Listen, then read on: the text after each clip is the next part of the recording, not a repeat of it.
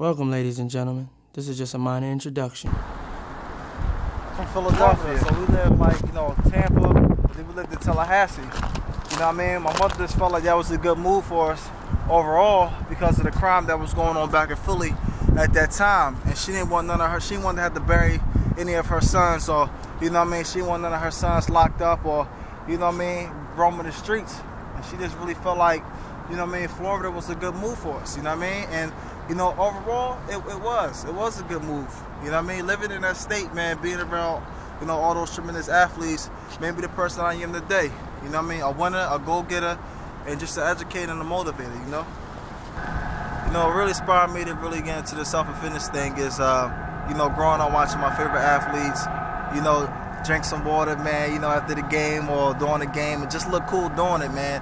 And, I saw what an unhealthy lifestyle, what it could do for a lot of people living in certain neighborhoods throughout the world. And I told myself I ain't never want to end up like that. So I vouched to myself and made a promise to myself that I'm going to, live a healthy lifestyle and I'm going to educate others doing so.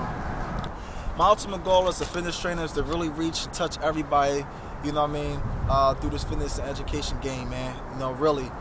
We could take the same atmosphere in the gym or in training centers across the world and put it out in the universe. The world would be a better place because everybody would have that health conscious state of mind.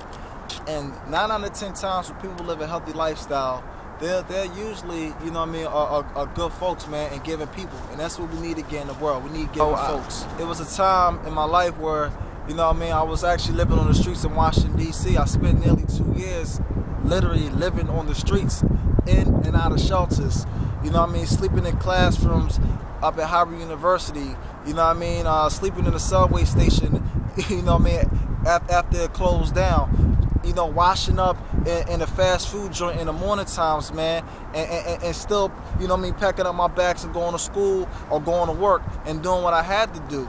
And I just didn't make any type of excuses, man. I just knew that God had a plan for me, and I just had to stick with that plan. I had to stick with that regimen, despite my situation. What really got me started in the fitness and health industry, well, I've been an athlete all my life. Played basketball, ran track, baseball, you name it, I've done it. But going back off to the current situation, when I was living on the streets back in Washington, I got a gym membership.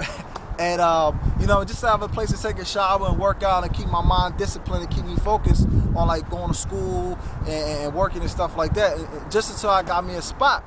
But one of the ladies at the gym, she came up to me. She was like, yo, I see you come here every morning at 6 o'clock in the morning.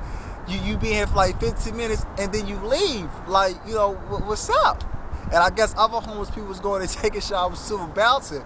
So I told her straight up, I was like, listen, I'm on the streets right now, you know what I mean? I just came from the subway, and I'm just here to take a quick shower and stuff. So she offered me a job. I guess she saw the potential in me, offered me a job. I worked at the front desk for a minute. I started, watching other personal trainers and, seeing how they was training and handling clients. I'm like, yo, that seemed like a cool job. These dudes ain't complaining about nothing. They make their own schedule and they doing what they love. And this one trainer named Mr. Clyde. If you listen to Mr. Clyde, I love you so much, man. Seriously, I love you, man. He took me underneath his wing, man. He took me underneath his wing and got me set up with some people over at Howard, and that's history, man. That's how it all began, man.